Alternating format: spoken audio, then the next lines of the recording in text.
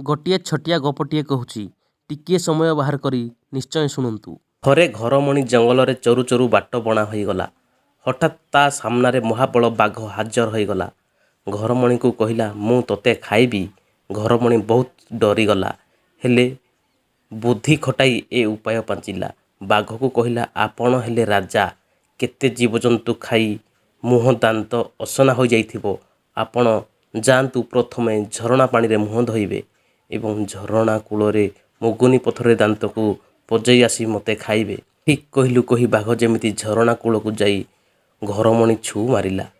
ହେଲେ ଯାଉ ଯାଉ ସନ୍ଧ୍ୟା ହୋଇଗଲା ଏବଂ ଘରମଣି ଗୋଟିଏ ଗୁମ୍ଫାରେ ଆଶ୍ରୟ ନେଲା। ସେଇଟା ଥିଲା ସିଂହର ଘର। ସିଂହ ଯେମିତି ଗୁମ୍ଫାରେ ପଶିଛି, ଦେଖିଲା ଅନ୍ଧାରରେ ଆଖି ଦୁଇଟି ଚିକ୍ ଚିକ୍ କରୁଛି।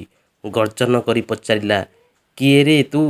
ଘରମଣି ଭାବିଲା, ଏବେ ନିଶ୍ଚୟ ଜୀବନ ଯିବ। ତଥାପି ଏଥର ମଧ୍ୟ ସାହସ ସଞ୍ଚୟ କରି କହିଲା, ମୁଁ ଧବ୍ ଧବ୍ ରାଜା, ମୋ ଶିଂ ଦୁଇଟି ଗଜା ଗଜା, ଏକ ଶିଙ୍ଗରେ ଗଛକୁ ଭାଙ୍ଗେ, ଦୁଇ ଶିଙ୍ଗରେ ସିଂହକୁ ମାରେ। ଏହା ଶୁଣି ସିଂହ ପ୍ରାଣ ବିକଳରେ ସେଠାରୁ ଯାଇ ଆଉ 5ଟା ସିଂହକୁ ଧରି ଆସିଲା। ତାଙ୍କ ଗର୍ଜନରେ ଗୁମ୍ଫା ଥରି ଉଠୁଥାଏ। ଘରମଣି ଛାତିକୁ ଦମ୍ଭ କରି କହିଲା, ଏ ସିଂହ, ତୋତେ 10ଟା ସିଂହ ଆଣିବୁ ବୋଲି କହିଥିଲି, ତୁ କ'ଣ 5ଟା ସିଂହ ଆଣିଛୁ? ଆସ, ତୋତେ ଆଗ ଖାଇବି। ଏହା ଶୁଣି ସିଂହମାନେ ଭାବିଲେ, ଇଏ ସିଂହ ଆମକୁ ଏଠିକୁ ମାରିବାକୁ ଆଣିଛି। ଯିଏ ଯୁଆଡ଼େ ପାରିଲେ ପ୍ରାଣ ବିକଳରେ ଧାଇଁଲେ। ସକାଳ ହେବାରୁ ଘରମଣି ଘରକୁ ଫେରିଲା। ନିଜର ଉପସ୍ଥିତି ବୁଦ୍ଧି ଯୋଗୁଁ ଘରମଣି ନିଜଠାରୁ ଶକ୍ତିଶାଳୀ ଜୀବଠାରୁ ମଧ୍ୟ ନିଜ ଜୀବନକୁ ବଞ୍ଚାଇ ପାରିଲା।